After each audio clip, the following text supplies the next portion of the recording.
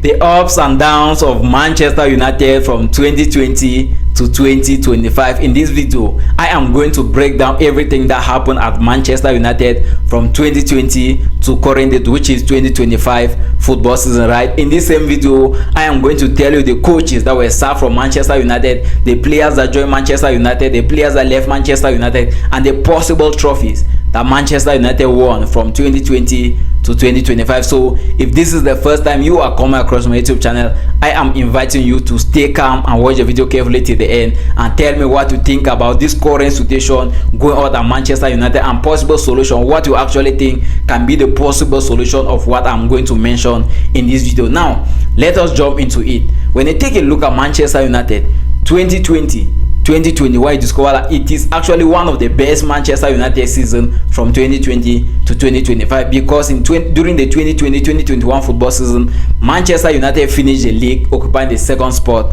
of the league table with 74 points with 74 points in 38 games. That particular year, Ole Gunnar Solskjaer was the head coach of Manchester United, where they finished the league occupying the second spot of the Premier League table with 74 points in 38 games. And that particular year, at the final game of the season, I think that game was played at Old Trafford, Ole Gunnar Solskjaer, the head coach of Manchester United, took the microphone, apologized to Manchester United fans for them not being able to win the Premier League title ahead of Liverpool. And the following year, that's 2021-2022 football season, right? Manchester United felt like since the previous season we had some misunderstandings at the level of our attackers. Scoring goals was one of our problems. Manchester United decided to bring back Cristiano Ronaldo to the Premier League from Juventus, and from there they went and brought Cristiano Ronaldo from Juventus. When Cristiano Ronaldo arrived from Juventus, Manchester United started having difficult times back there in the dressing room, out of the pitch. They were having misunderstandings. It's as if there were actually things going on that people were not actually understanding.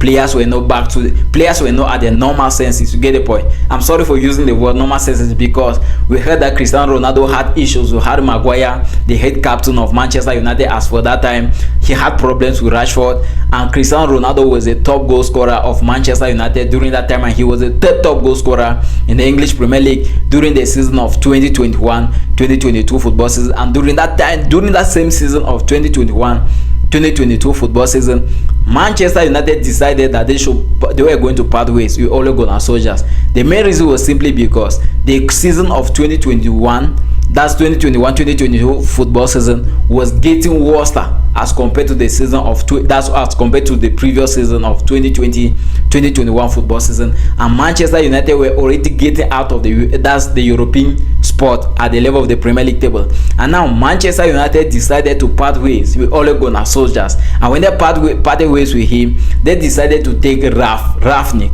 as an interim coach to take care of Manchester United. And when he started winning games, Manchester United decided to sign a 2-year deal with him. So the guy signed a 2-year contract with Manchester United as the head coach of Manchester United. During that time, he was managing Cristiano Ronaldo as the star of the team, with Harry Maguire as the captain of Manchester United. That was 2021-2022 football season. And at the end of 2021-2022 football season, Manchester United decided to sign a new coach because Rangnick was also having difficult times, right?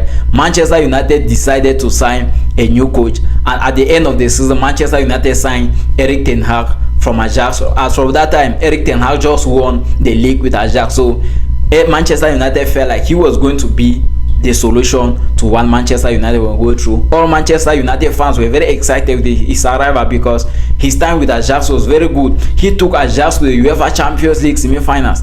That's just to tell you how good Erik ten Hag was as of that time. Now, during the 2022-2023 football season, Manchester United finished third. During the 2022-2023 football season, that was when Cristiano Ronaldo left. Manchester United finished third in the Premier League under Erik ten Hag, securing 75 points in 38 games. Remember, 2020-2021 football season, Manchester United finished the league occupying the second spot with 74 points in 38 games. And during the 2022-2023 football season, Manchester United finished the league occupying the third spot with 75 points after 38 games, right? Fast forward to the 2023 And that same 2022-2023, Manchester United qualified to participate in the UEFA Champions League. When you even take a look at the 2021-2022 football season, Manchester United suffered at the level of the Europa League because they lost the Europa League. And when it come now to 2022-2023 football season, when they secured the third spot with a total of 75 points in 38 games, they qualify now to participate in the UEFA Champions League 2024-2025 football season. Now in that 2023-2024 football season, Manchester United won the FA Cup against Manchester City, and that was the first trophy of Erik ten Hag that was the first trophy of Erik ten Hag with Manchester United, and that trophy was won against Manchester City of Pep Guardiola, winning Manchester City of Pep Guardiola 2-1. Now in that same year, Manchester United missed out in the Champions League qualification. You get, so they started, like, the problems were getting bigger and bigger. That's why I see that when you take a look at what I've been made, like if you have been following the video, notice that during the 2020-2021 football season, Manchester United finished the league occupying the second spot. 2022-2023 football season, that's 2021-2022, they were struggling. 2022-2023, they were also struggling. 2023 now, 2024 football season, there was no UEFA Champions League for Manchester United, so they had to participate at the level of the Europa League. Now 2023, that's 2024-2025 football season, was also another tough season for Manchester United, and from there they decided to part ways with Erik ten Hag. Ruben Amorim now came in. And right now Ruben Amorim is still the head coach of Manchester United. Remember, when Manchester United sacked Erik ten Hag, they decided to have some games with Ruud van Nistelrooy. He was the interim coach of that moment, so he was the one managing Manchester United. I think in his first 3 games as a Manchester United coach, he won 2 of those games and he had just 1 draw in those 3 games. And many Manchester United fans were like, we can keep him as our coach. And as from that time, Ruben Amorim was one of the best coaches in Europe because he was winning games back to back with Sporting CP. He played against Manchester City in the UEFA Champions League. He defeated Manchester City of Pep Guardiola, Victor Gyökeres scoring a hat-trick, and everybody saw it that he had a lot of potentials. He was going to bring a lot of things to Manchester United that they have not seen in a long while. They felt like all the problems of Manchester United were going to be solved, and now Manchester United went ahead and brought in Ruben Amorim. When Ruben Amorim came, things were not going well. Right up to date, Ruben Amorim have been struggling with Manchester United. Now, when you take a look at the 2023, that's the 2024-2025 football season, right? There was no UEFA Champions League for Manchester United. First, there was no UEFA Champions League. Second, they were to participate in the Europa League. When they participated in the Europa League, they won all their games. Like, Manchester United were the only team that went undefeated in the Europa League until the finals of the Europa League against Tottenham, because I think Erik ten Hag was fired after 4 Europa League games, 0 defeat, 0 victory for Manchester United. Ruben Amorim came in. Now we started seeing some changes, but after some time things started going backward, and the Europa League finals against Tottenham was a game that everybody knew that Manchester United were going to win, because we felt like it was a time for Manchester United to bounce back to European competition, to bounce back to the UEFA Champions League. But rather unfortunate, it did not happen, where Tottenham won a game against Manchester United.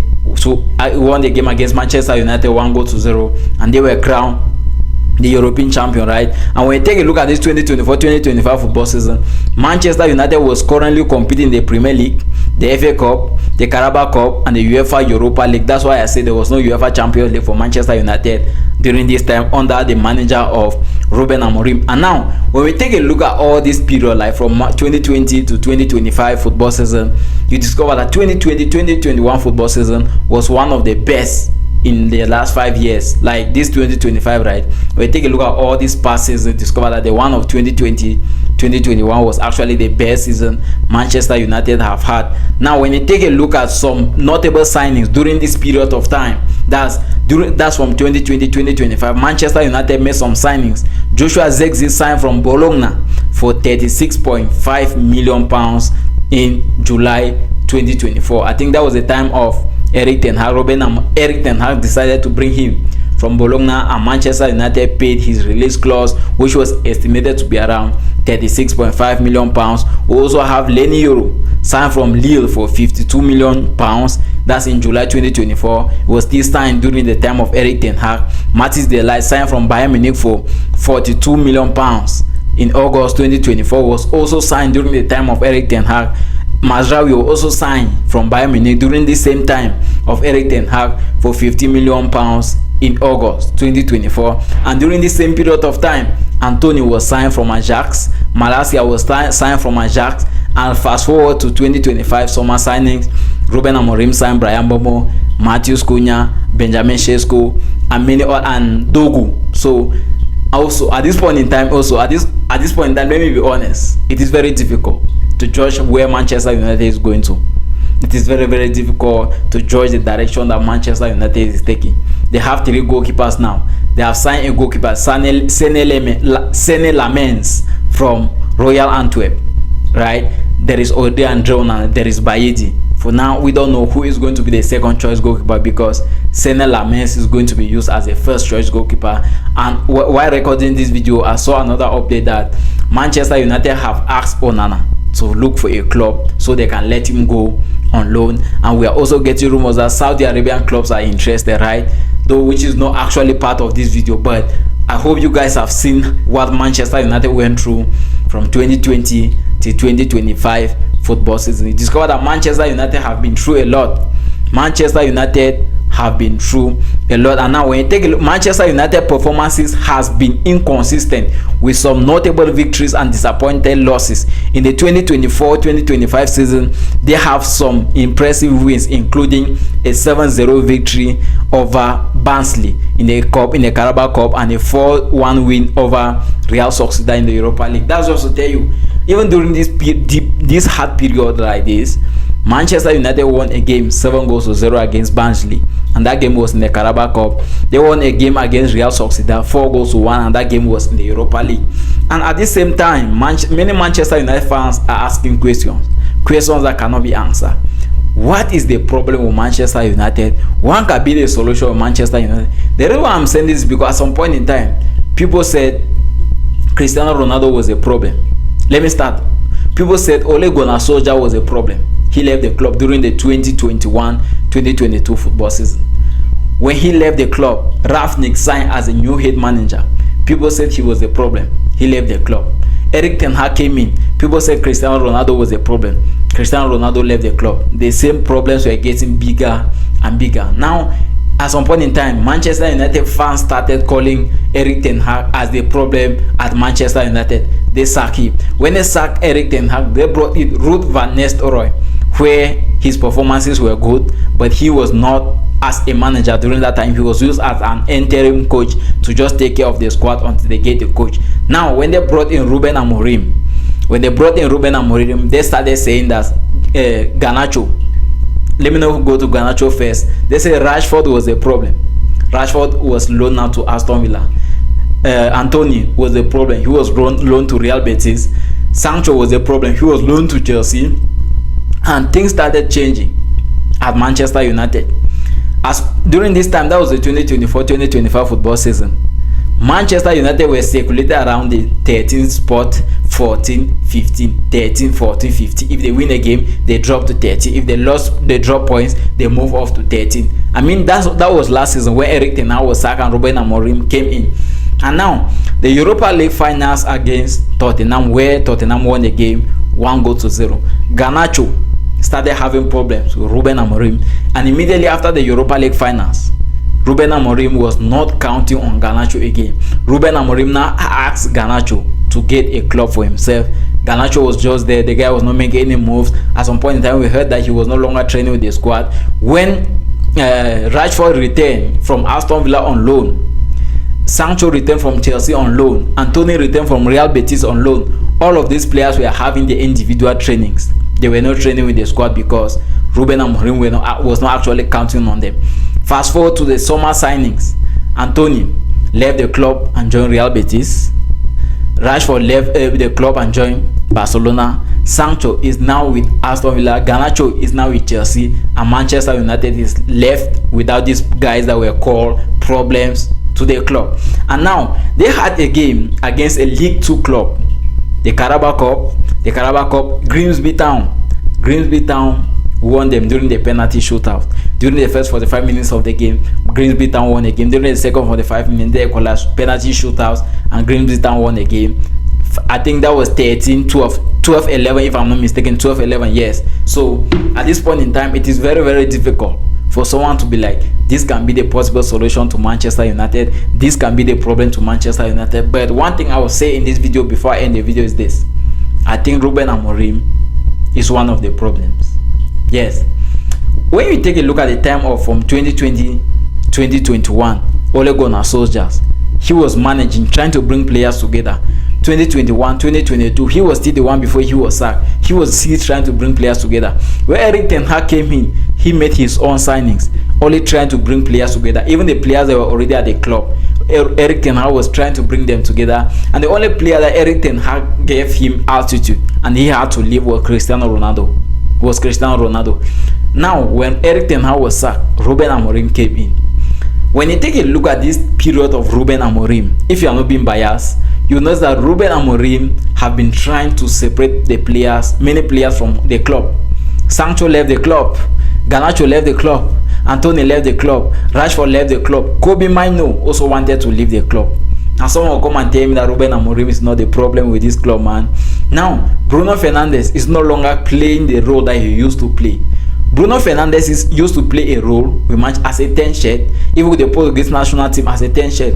But with the arrival of Ruben Amorim is now forcing him to play as a DM. That's a defensive midfielder alongside Casemiro, which have not been working for one full season now, and he keeps on forcing.